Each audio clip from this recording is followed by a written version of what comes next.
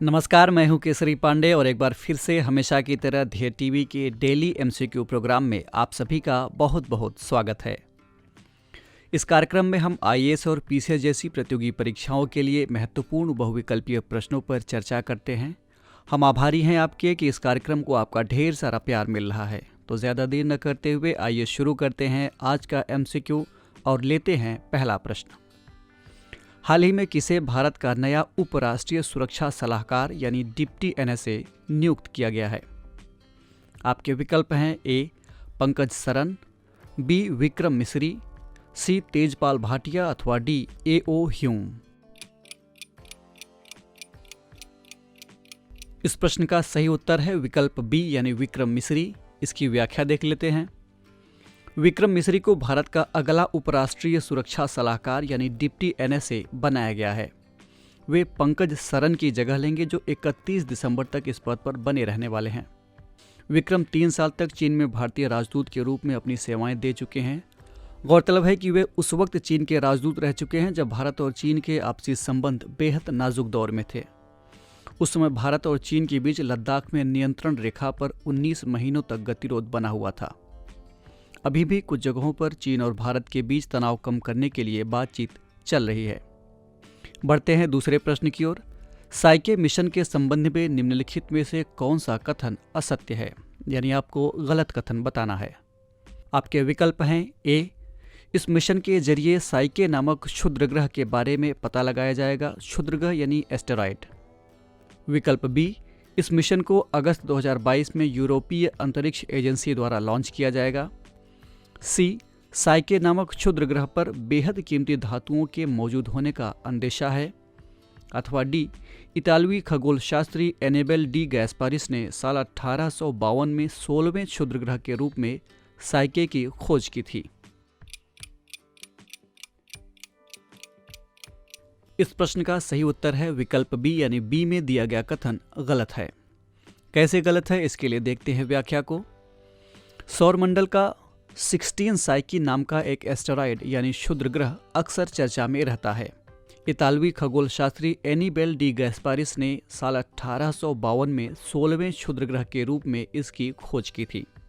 ये अद्भुत एस्टेरॉयड मंगल और बृहस्पति ग्रह के बीच में मुख्य एस्टेरॉयड बेल्ट में स्थित है।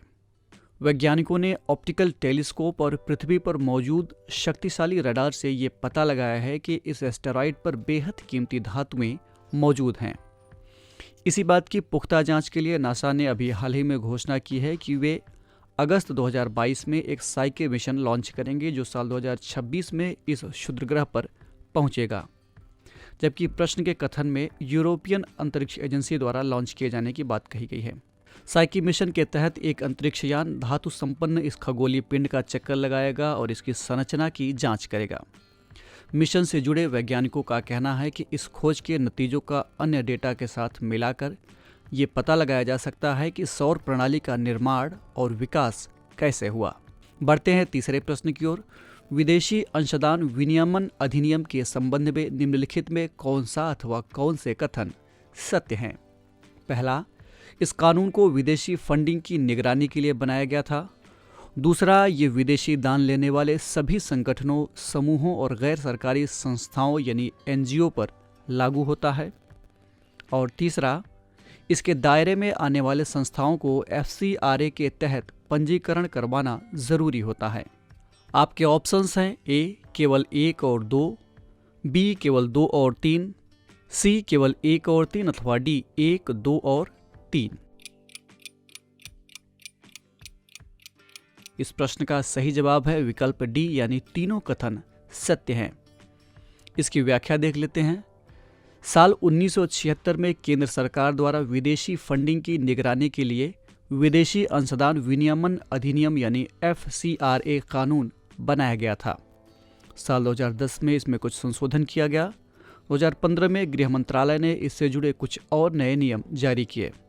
इसके बाद सितंबर 2020 में भारत सरकार ने इसमें फिर से कुछ संशोधन करते हुए एफसीआरए कानून को और कड़ा बना दिया।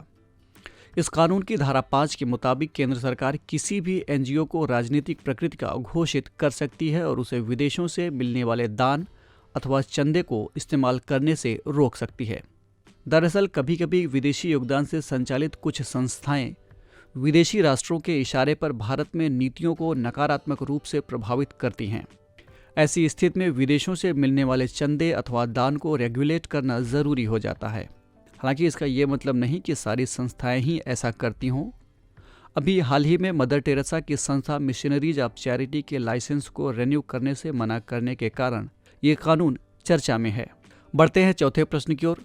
स्वच्छ आइकॉनिक प्लेसेज पहल के संबंध में निम्नलिखित में कौन सा अथवा कौन से कथन सत्य हैं? पहला, हाल ही में उत्तर प्रदेश के 2 नए स्थानों आगरा फोर्ट और वृंदावन के बांकी बिहारी मंदिर को इस सूची में शामिल किया गया है। यानी किस सूची में? स्वच्छ आइकॉनिक प्लेसेज की सूची में। और दूसरा कथन है, ये पहल कला एवं संस्कृति मंत्रालय द्वारा शुरू किया गया है। आपके ऑप्शंस हैं ए केवल 1, बी केवल 2, सी 1 और 2 दोनों अथवा डी इनमें से कोई नहीं, यानी दोनों कथन गलत हैं। इस प्रश्न का सही उत्तर है विकल्प ए, यानी केवल कथन 1 सत्य है, कथन 2 गलत है। कैसे गलत है, इसके लिए देखते हैं व्याख्या को। स्वच्छ भारत मिशन के तहत पेयजल और स्वच्छता मंत्रालय ने स्वच्छ आइकॉनिक प्लेसेस की एक पहल शुरू की थी। स्वच्छ भारत मिशन के तहत देश के अब तक 100 स्थानों को आइकॉनिक प्लेसेस के रूप में चुना गया है।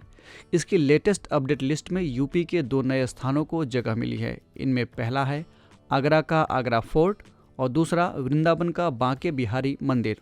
देश भर में स्वच्छ आइकॉनिक प्लेसेस घोषित करने का उद्देश्य इन स्थलों और उनके आसपास स्वच्छता और सफाई के मानकों में सुधार लाना और यहां पहुंचने वाले घरेलू अथवा विदेशी पर्यटकों को बेहतर सुविधाएं और अनुभव प्रदान करना है। बढ़ते हैं 5वें प्रश्न की ओर, यानी आज के इस एपिसोड के अंतिम प्रश्न की ओर। नार्को कोऑर्डिनेशन सेंटर के संबंध में निम्नलिखित में कौन सा अथवा कौन से कथन सत्य हैं? पहला, ये स्वापक नियंत्रण ब्यूरो के तहत काम करता है। दूसरा, इसका गठन मादक पदार्थों से जुड़े कानूनों का पालन कराने वाली एजेंसी के तौर पर किया गया है। और तीसरा, हाल ही में इसकी तीसरी शीर्ष स्तरीय बैठक का आयोजन किया गया। आपके विकल्प हैं ए केवल 1 और 2, बी केवल 2 और 3, सी केवल 1 और 3 अथवा डी 1, 2 और 3। इस प्रश्न का सही जवाब है विकल्प सी, यानी केवल कथन 1 और 3 सत्य है, कथन 2 गलत है। कैसे गलत है, इसके लिए नजर डालते हैं व्याख्या पर। बीते 27 दिसंबर को नार्को कोऑर्डिनेशन सेंटर यानी एनकॉर्ड की तीसरी शीर्ष स्तरीय बैठक का आयोजन किया गया। इसकी अध्यक्षता केंद्रीय गृह मंत्री अमित शाह ने की। बैठक में ड्रग तस्करी से जुड़े मुद्दों और उनके समाधान पर चर्चा हुई। आपको बता दें कि नार्को कोऑर्डिनेशन सेंटर महानिदेशालय स्वापक नियंत्रण ब्यूरो यानी नार्कोटिक्स कंट्रोल ब्यूरो के तहत काम करता है।